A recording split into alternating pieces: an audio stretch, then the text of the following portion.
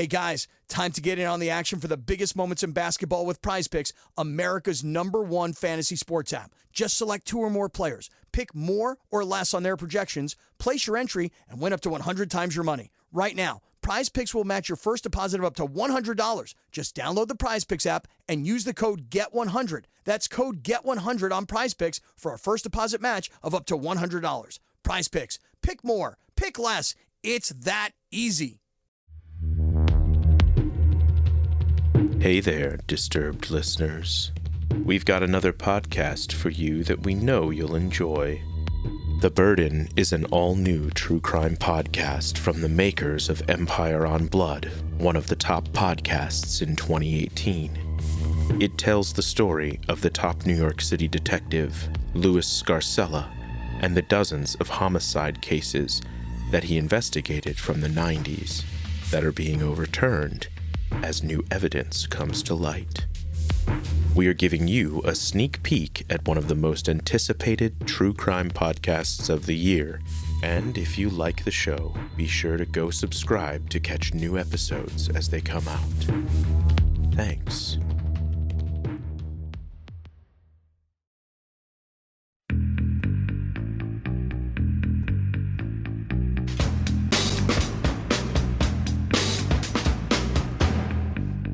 Dax, this is the first story I ever heard Louis Scarcella tell. The legendary New York detective. Tell me more. So Detective Scarcella is with his partner. It's lunchtime, and Detective Scarcella and his partner decide that this is the moment to track down a murder suspect. We park right here. Right here. Lo and behold, a man, 6 foot, 300 pounds, comes out of the house. I said, that's him. I run over to him. I put the gun on him.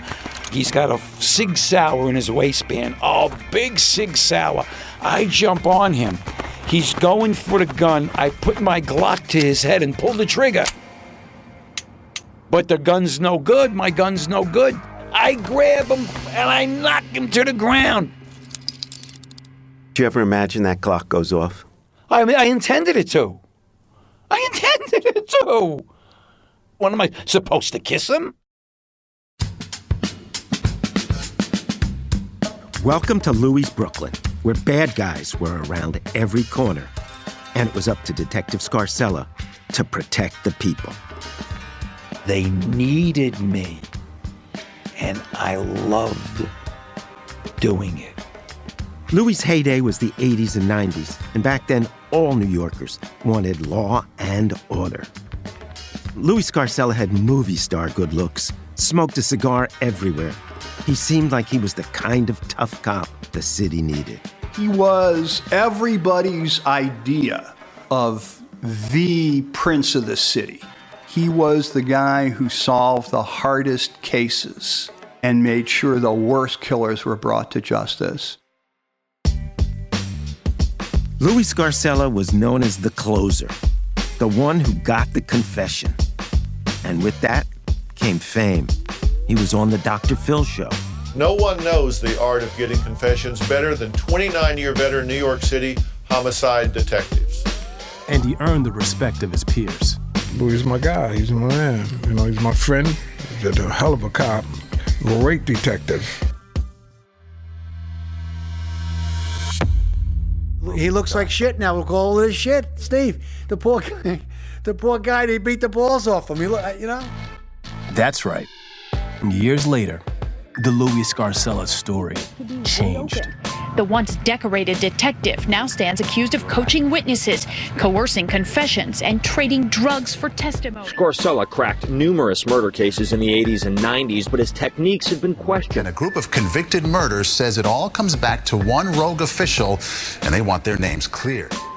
Oh, yeah, I'm the devil, disgraced devil, yeah. Well, what could I tell you?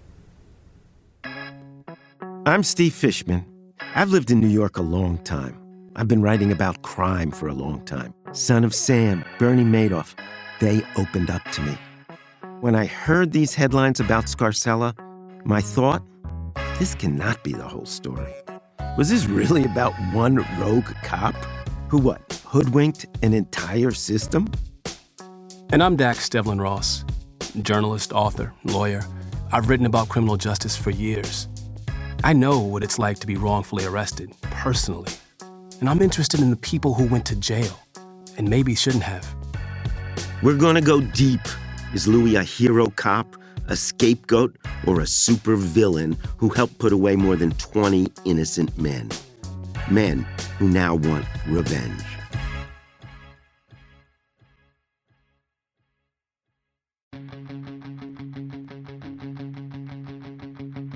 Storm cloud coming straight to you. You can't run for shelter.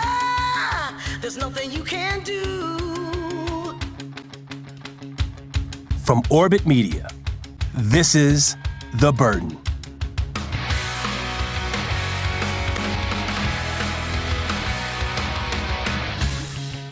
Today on the show, The Scoop.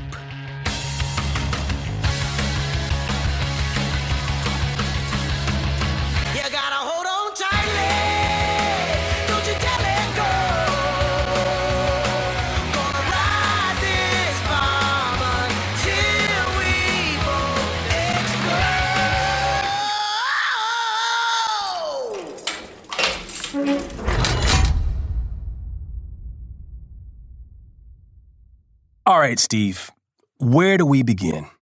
We begin with the person who broke the Louis Scarcella story, long before you or I got involved. That's Frances Robles, known to her New York Times colleagues as Frenchie. The Puerto Rican girl known as Frenchie. I do not speak French. Frenchie's from Queens, from an Italian neighborhood called Howard Beach. Howard Beach was a astoundingly racist place. And growing up there, it taught Frenchie to be fierce. My best friend in elementary school was Puerto Rican. And so this one kid was like, hey, Puerto Rican, where's your switchblade? And my girlfriend Genevieve and I, we went to his house in 6th grade. We rang the doorbell. His mother answered the door. She was pregnant. She had her belly out to wherever. Is Anthony home? And she's like, Anthony! So he comes, and he's, you can see he's kind of looking at us rather suspiciously, like, what are the two Puerto Rican girls that I bully in school doing at my door? And we beat the crap out of him right there in front of his mother.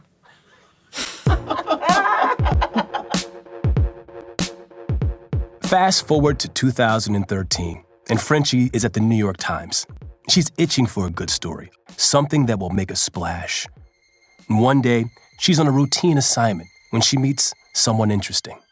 Was a guy named Derek Hamilton, who was an ex-con who had been kind of like a jailhouse lawyer. And so we're just chatting, and he says, oh, I know a lot of cases in Brooklyn of wrongful convictions. So Frenchie brings it to her editor. And I'm like, oh, I have a tip. There's a lot of wrongfully convicted guys in Brooklyn, and I have a good source. He was a jailhouse lawyer. And so my editor says to me, well, what else do the cases have in common? And I was so offended by that question. I just thought it was such a hoity-toity New York Times view of journalism that I couldn't just come up with a wrongful conviction. I had to come up with what connects them. Go back to my desk, kind of grumbling under my breath. And I call Derek, and I'm like, all right, well, this editor of mine wants to know what connects these cases. And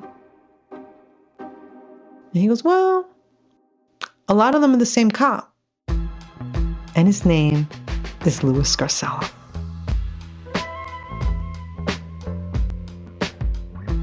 Derek Hamilton was out of prison, but still connected to people on the inside. He's a self-taught lawyer, learned the law behind bars. And he was still in the prison grapevine. So I meet with Derek again. He told me kind of loosey-goosey stuff. Like he said, that this guy was notorious for using the same witness over and over again. But he didn't know the names of the defendants who had had the same witness testify against them. And he did not know the name of the witness. So I was like, oh, brother, here I am talking this up to my editor like I'm some hotshot who's going to crack this case open, and I got nothing. So she went back to Derek. She needed the name of that very talented witness. And that's when Derek gives her a legal document.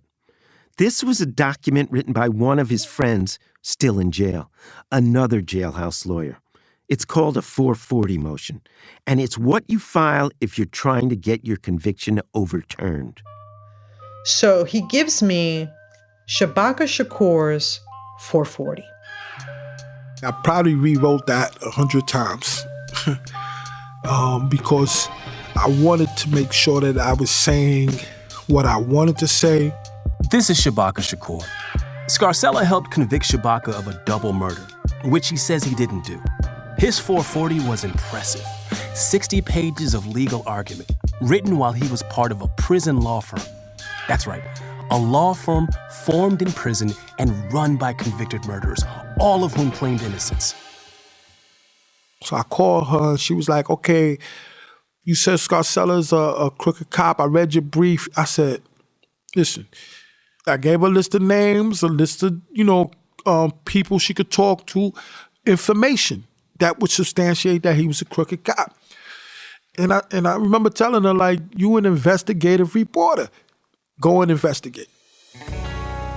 In that dense document, 2 pages focused on Louis Scarcella. He says in this document, something, Louis Scarcella was known to use the same witness over and over again. A woman named Teresa Gomez. And I'm like, ching, that's it. That's the name. That's what I've been waiting for. So Frenchie has the name. Now she does what a lot of us do when we're hunting for information. She Googles. That's my big investigative reporting secret. And I got a hit, and I'm like, well, this is curious. It was like some random Google forum, a cigar smoker forum, where somebody has asked, I think the question on the forum was, when did you first smoke your first great cigar? This guy, a man, answers, the first cigar which truly made me realize how much I was going to enjoy cigars was smoked in 1988. The cigar was given to me by a legendary detective of the Brooklyn North Homicide Squad named Louis Scarcella. Louis had been the detective on the first 2 murder cases I prosecuted, both of which featured the same witness testifying against the same defendant for 2 different murders. The defendant was a dealer named Robert Hill. The witness was named Teresa Gomez, a woman who was even then ravaged from head to toe by the scourge of crack cocaine. It was near folly to even think that anyone would believe Gomez about anything, let alone the fact that she witnessed the same guy kill 2 different people. And the guy signs it, and he's now a judge. She goes to prison, unannounced, to find Robert Hill.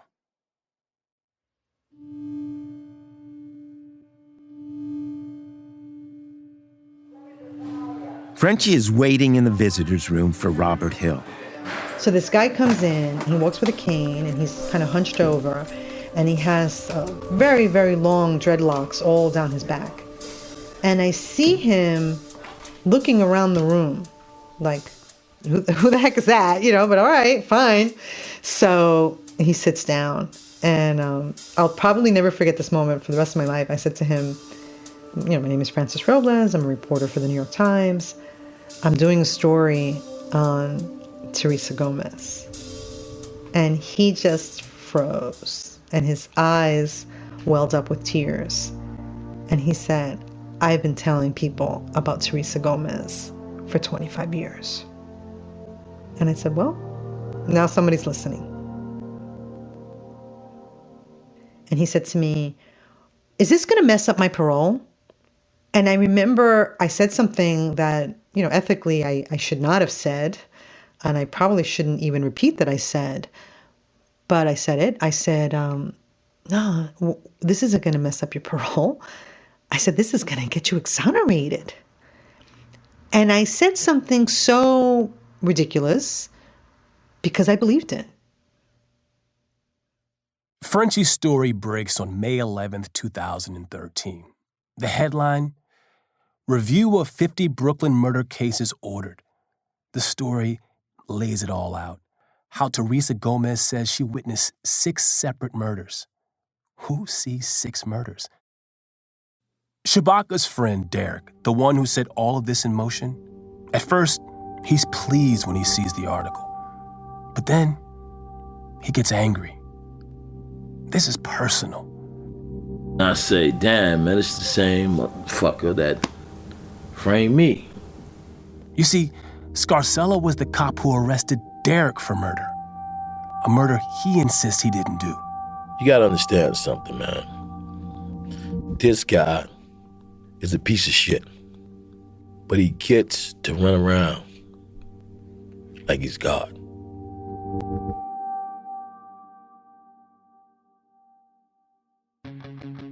We gotta get at this guy.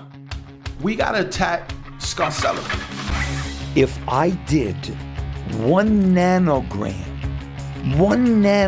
of what they said I did, I would have killed myself.